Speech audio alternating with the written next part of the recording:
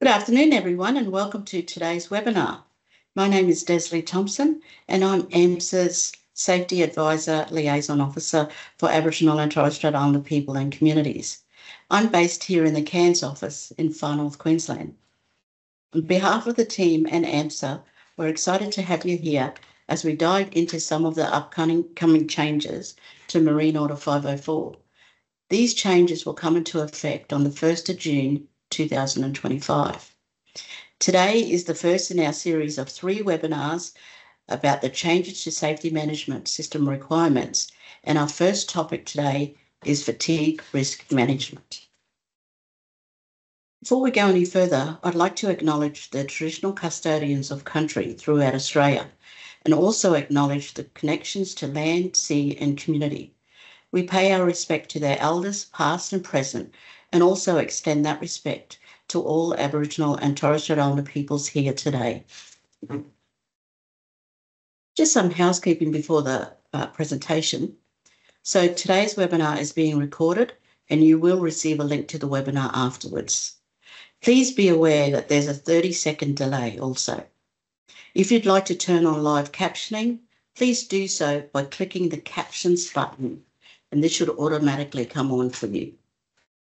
If you have any questions, please post these in the Q&A chat, and our AMSA experts, Nathan, David and Natalia, will answer these throughout the presentation. Questions can be posted anonymously too. We'll make sure we respond to all the questions either during the webinar or even afterwards. So give us a thumbs up if you see a question in the chat you want it answered as well. At the end of the presentation, we'll also ask you to complete a short survey. This will help us gauge if our webinars are meeting your needs. I'd now like to introduce the team that's helping me out today. We have Steve White-Smith, AMSA's Liaison Officer in the Fremantle office in Western Australia, and Mick Bishop, a Liaison Officer in the Townsville office, Queensland. Our presenter today is Steve. I'll hand over to you now to begin the presentation. Thanks, Desley, and thank you everyone who's attending today. As you can see from the slide, there are 7 areas that will be covered in this seminar, so let's begin.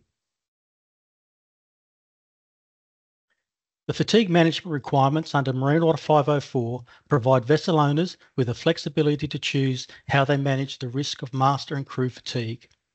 This could, for example, be through the use of a fatigue risk management plan. Whatever method you choose, it needs to include a level of detail that matches an operation's risk level, type and complexity. The requirement for the management of fatigue applies to all Class 1, 2 and 3 DCVs, including all operation types and voyage lengths, and the level of detail required will be determined on the nature and complexity of the operation. As mentioned earlier, these changes apply from the 1st of June 2025. It is also important for vessel owners to continue to manage the risk of fatigue under state and territory work health and safety laws. Why has AMSA made these changes? AMSA conducted a research survey in 2019 to capture and understand the level of awareness and perceptions of fatigue and its management from masters and crew engaged on DCVs. Responses on sleep duration and quality at home indicated that up to a third of seafarers surveyed commenced duty on board their vessels in a fatigue state. When out at sea, 40% of respondents stated they had less than 6 hours sleep in any given 24-hour period. Respondents were also less likely to identify behavioural symptoms of fatigue, such as headaches, body aches, affected speech and risk-taking. Over 25% of respondents stated they experienced fatigue very often or most of the time, either immediately before or during their time at sea. 50% of respondents indicated that they had either not received any fatigue management training or guidance, or they were unsure.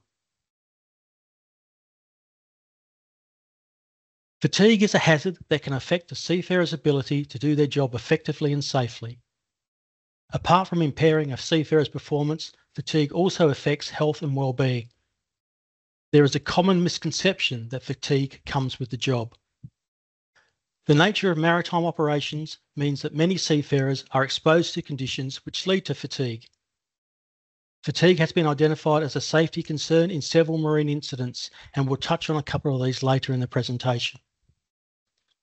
Accident investigations and the research literature reveal the serious impact of fatigue on safety, health, and welfare of seafarers. As it cannot be eliminated, it must be appropriately managed. Aspects that elevate the risk of fatigue include inadequate sleep, both in terms of quantity and quality. And as an example, sleep disorders such as sleep apnea affect the quality of sleep. Even when individuals spend enough time trying to sleep, sleep disorders can make restorative sleep impossible. Shift work, which is related to inadequate sleep due to the impact on the Dwighty clock. Duration of continuous work. The longer the work hours, especially without breaks, we become more fatigued. Intense mental and or physical workloads. Stress. Separation from family and isolation can cause stress, which can affect whether a seafarer obtains sufficient uninterrupted quality sleep. Environmental aspects such as ship motion, vibration, temperature variation, light and noise, and in recent years, family and work demands, as well as use of electronic devices such as smartphones and time spent on social media have also affected sleeping habits. Fatigue can have a profound impact on an individual's ability to do their job safely. It has been shown to not only impact an individual's physical and cognitive abilities, but also impact individual behaviours. Prior to giving you some examples, we would like to get an idea of how many of you have experienced fatigue in your job. It might be first-hand, or you may have witnessed a colleague suffering from the risks of fatigue while working. If you can add a thumbs up to the question in the Q&A chat, and then we'll go through the next few slides, which may help you in considering this question.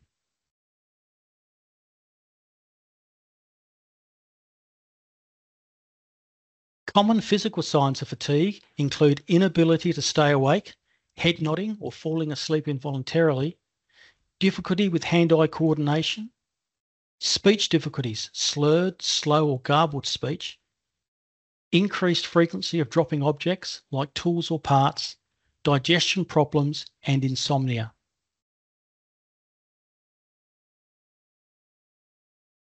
Common cognitive signs of fatigue include being preoccupied, lapses in concentration, misjudging distance and speed, and slower reaction times.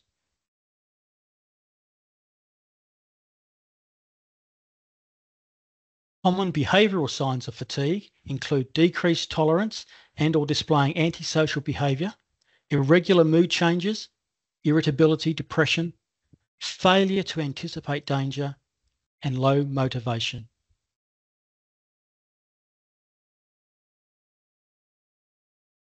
When fatigued, this can impact safety, performance, health, and well-being. And in some cases, this has led to marine incidents with consequences similar to that shown in the photograph. We'll discuss a couple of marine incidents later in the presentation. The most dangerous aspect when fatigued is that we are poor judges of our own level of fatigue and performance.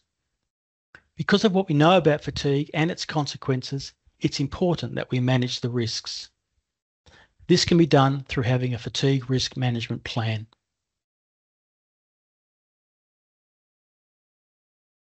Generally, the single most important factor to consider in managing the risk of fatigue is sleep. People generally need 7 to 9 hours of good quality sleep to perform effectively. Anything less is a compromise. For example, if an individual only obtains 5 hours sleep, they have accumulated a sleep debt. Unless this sleep debt is recovered, it will lead to performance impairment. Sleep debt only goes away with good quality sleep. Successive nights of inadequate sleep adds to this sleep debt. This leads to further reduction in performance and can lead to more severe fatigue symptoms such as microsleeps. Long-term sleep debt has been shown to have a significant impact on health and well-being. Another factor is time awake. The longer a seafarer remains awake, the stronger the drive for sleep and the higher the levels of fatigue. Long work hours are associated with poor performance and poorer safety and health outcomes.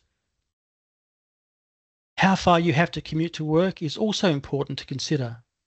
Seafarers may have to travel or drive long distances to the vessel and then have to work, again affecting their quantity of sleep. This is similar for crews who work part-time or are volunteers with other employment. They can also be affected by quantity of sleep.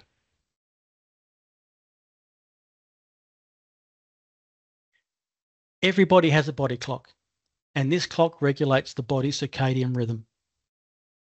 The body clock makes a person sleepy or alert on a regular schedule, regardless of whether they are working or not. Our body clock programs us to be active during the day and to sleep at night. In normal conditions, the sleep-wake cycle follows a 24-hour rhythm. However, the cycle is not the same for everyone. Typically, we are most alert during the day and sleepy at night. The circadian trough typically occurs between 2 and 6 a.m. and is referred to as the window of circadian low. This is when we're at the lowest of our alertness, and working during these times means we are more at risk of making mistakes, and this has been scientifically proven. Consequently, the time of day in which work takes place increases the risk of fatigue. Seafarers working through the night can be expected to be sleepy, and when you look at the circadian rhythm diagram in the slide, you can see that the period that is dark red in colour between 2 and 6 a.m, where they have to make additional effort to maintain alertness and performance. For many seafarers, working patterns conflict with their body clock. If you have to be awake and work at night or in the early morning, or working for extended periods, it can disrupt your body clock, resulting in an increased risk of fatigue.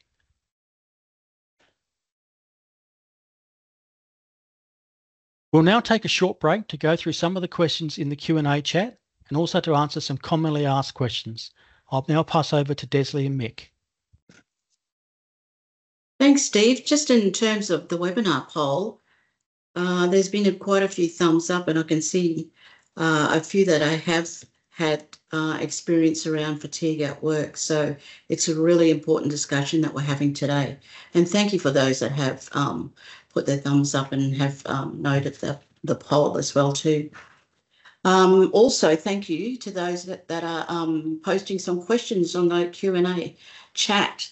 I might read a couple of them and get you, Steve or Mick, to answer them for me, if that's okay. Yep, so the first one is, can I use an SMS app to develop my fatigue plan? How about you, Steve? Yep, I'll answer this one. So, yeah, it's a really good question. And as we know, SMS apps are becoming more common, more popular amongst industry. So it's a really good question. And yes, certainly sort of if the app has the ability to include a fatigue risk management plan, yes, it certainly can be used. There are some things you do need to note, however, with these SMS apps. Under Marine Order 504, there is a requirement in the vessel's SMS to be kept on board, and it has to be reasonably practical based on the size of the vessel and the vessel, what vessel use. Also, you have to keep a copy on shore.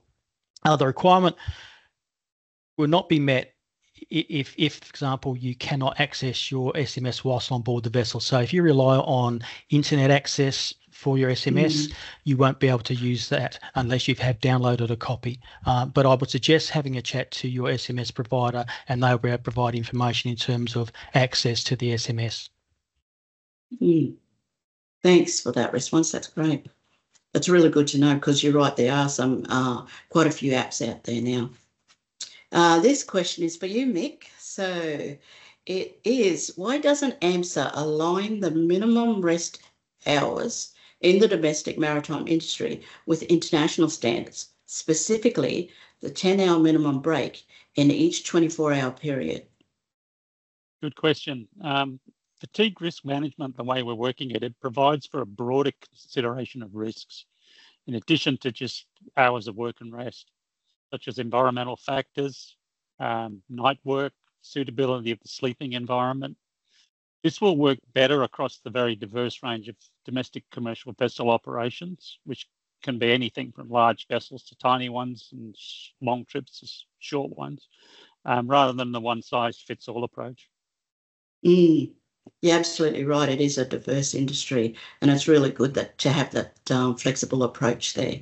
So thanks for that, Mick. Next question for you, Steve. Okay, I already have a fatigue plan. Do I have to do it again? No, you don't have to redo it, but you will need to review it. It's important that you review your plan to make sure that it does comply with the requirements of Marine Order 504, and you can do that any time between now and the 1st of June to comply with the changes that do come into effect on that date. So if you already have one, I would encourage you to review it, compare it against the information we have online and what you discover from today's presentation, and be satisfied that it does meet the requirements, not only of 504, but the requirements of your operation as well, to keep your crews safer. No, that's good to know. Thank you. Okay, Mick, how are emergency service volunteers supposed to manage their hours of work rest, given they often go to an emergency after their day job, especially some in the evenings? Yeah, good question again. The volunteer organisations need to factor this into their risk management plan. So when arriving for duty, volunteers should report their current fatigue levels. So for example, how well they slept the night before, how long have they been awake, what have they been doing, manual work versus mental work, obviously a big difference, and for how long, and also provide advice on their general health and well-being. Organisations should then use a fatigue plan to determine the volunteer's suitability for the tasks ahead. So, for example, do they go out on the rescue boat, or do they work in the base during that rescue operation? Yeah, some really good things to think about there as well too. Thanks for that, Mick. I might hand back over to you, Steve, to continue the presentation. Okay, thanks, Desley and Mick. So yes, we're now continue, and we're now into the nuts and bolts of it in terms of the approach you take to developing your plan.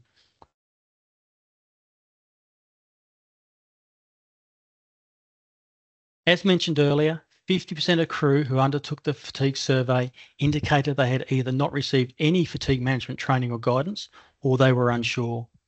So educating yourself and the crew about the causes and consequences of fatigue is a good start. It is important to understand what causes fatigue and what can happen when a person is fatigued. Having a shared awareness of the causes and consequences will ensure that you and your crew are better placed to deal with fatigue and lessen its effects.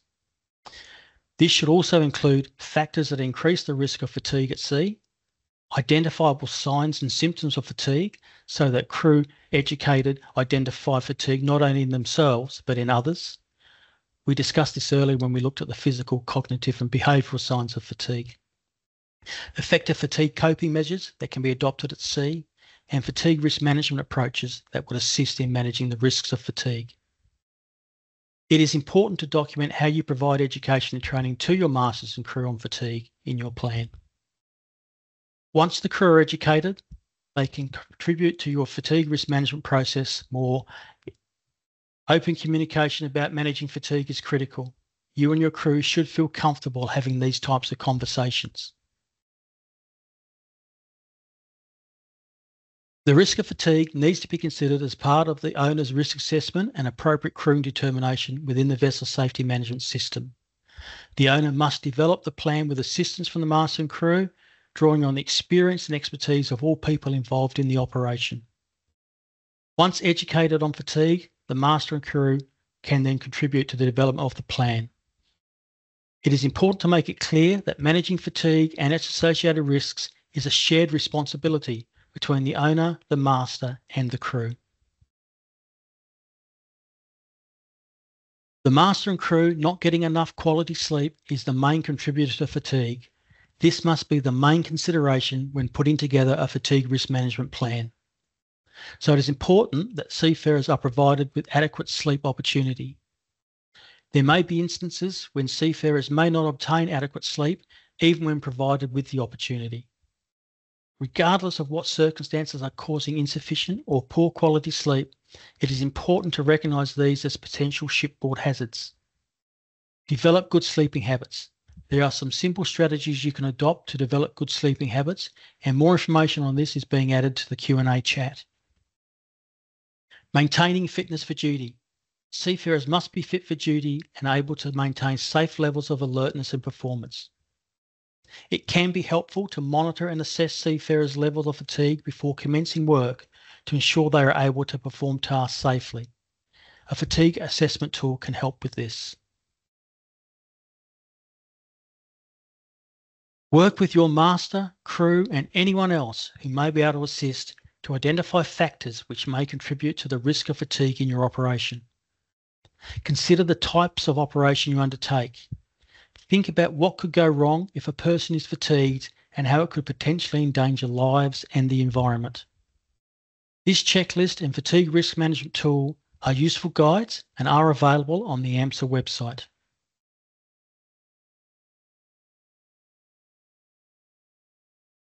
Working at night presents a high risk that the crew may fall asleep because they are working against their circadian clock. In these circumstances, you need to ensure you have the right control measures in place to manage the risks you have identified. Particular attention needs to be paid to the risks of working between midnight and 6 a.m. As you can see on the slide, AMSA has highlighted 2 marine incidents through our safety lessons page where fatigue was the contributing factor to the vessel's grounding. Investigation findings included, for the lone crayfisher, that the master acknowledged they fell asleep due to fatigue. For the 3B fishing vessel, no formal watch-keeping procedure was in place or documented. Extended wakefulness and intermittent rest periods resulted in the crew being fatigued. And a watch-keeping mix-up occurred during the circadian low between 2 and 6 a.m., the body's natural period of highest sleepiness. Having considered the risks of fatigue with input from the master and crew, record the risks identified in your risk assessment. In the example shown, a number of key risk factors have been identified.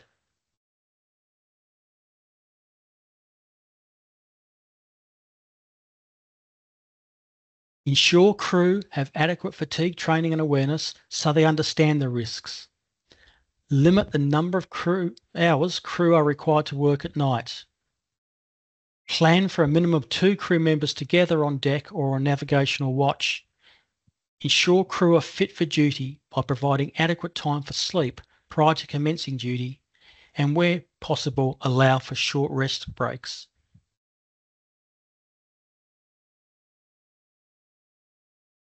Having identified the controls, they are now added to the controls column in the risk assessment. Fatigue training and awareness would be added against training risk control. Again, this is an example only and may not be applicable for your operations.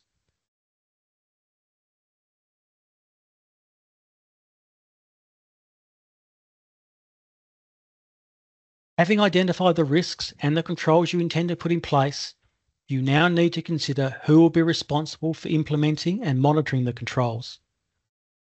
In making this decision, you should consider the knowledge and training the person has and their ability to undertake the role as part of or in addition to their normal duties.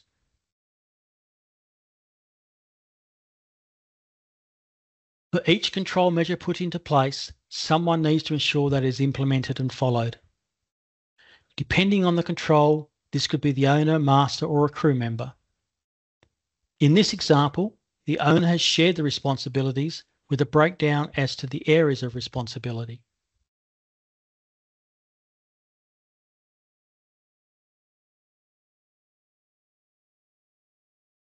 Having gone through the education and planning steps, it's time to implement your plan. This requires updates to existing procedures or development of new procedures regarding fatigue. Once ready, undertake training for your master and crew, and when satisfied, put into practice. It's important to trial your plan to ensure it's working as intended. Trial should be for a reasonable period, for 1 to 2 months, to help identify and address any problems. Ask key questions and encourage honest feedback from the master and crew to be satisfied that it is working as you intend it to work.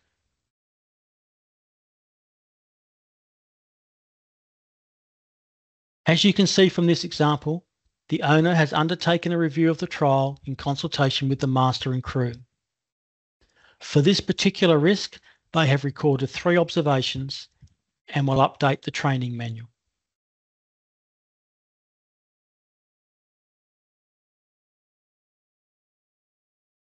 Having now completed the fatigue risk management plan, including a trial period, and being satisfied that it is fit for purpose, the plan becomes part of normal vessel operations. The plan must be reviewed following any incident where fatigue may have been a contributing factor, if the master or crew raise any fatigue concerns, and as a minimum during your annual SMS review.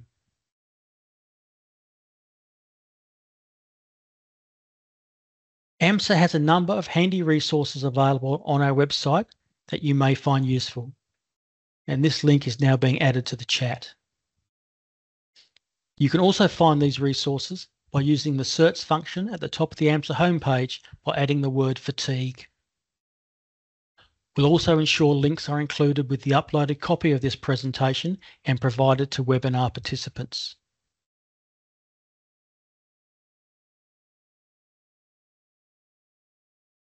We'll now go through some more questions, and I'll ask Mick and Desley to rejoin the chat.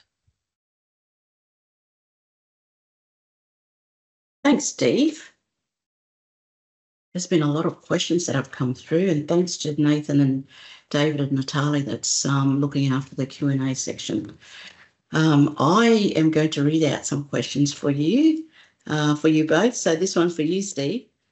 So will AMSA be inspecting our plans? Yes, so the fatigue risk management plan forms part of the SMS, so the risk assessment component of your safety management system. And you may well be asked by an inspector to produce a plan during an inspection or following an incident. So yes, you're certainly your plan can and will be inspected at some point in the future. Okay, thanks for that. Mick, so I run a small vessel and I only work when the sun is up and for a short period of time. Does my plan need to be that big? No, it doesn't. Operators have got the flexibility to develop a fatigue risk management plan that works best for them and their operation. So the scale of the plan will depend on the size and complexity of your operation, as well as the length of the voyage. In fact, AMSA will be discussing shorter versions of the fatigue risk management plans in more detail in our simplified SMS webinar on the 9th of April, and we encourage small vessel operators to register at that time. Thanks for that, Mick. So the next question, actually it's more of a statement. I'm out at sea for a week at a time. It's not easy to get a good amount of sleep. Mick, what do you suggest I could do? Good question, and there's a number of things they could look at to do with the environment. So as part of their plan. So for example, blackout curtains for darkness, suitable temperature is very important, and reducing noise levels if that's possible. The other thing is calm anchoring areas if they're available. Also, apart from that, you can also look to provide rest breaks throughout the work period, such as naps and meal breaks. All of those will contribute to helping address fatigue. Oh, that's great. Great suggestions there. Thanks, Mick. Great. Thanks, Desley. Thanks, Mick. So prior to closing out, we'd like to remind everyone that there are 2 more webinars on the upcoming changes to Marine Order 504. If you haven't already done so, you can register for these on the AMSA website or through the link in the chat.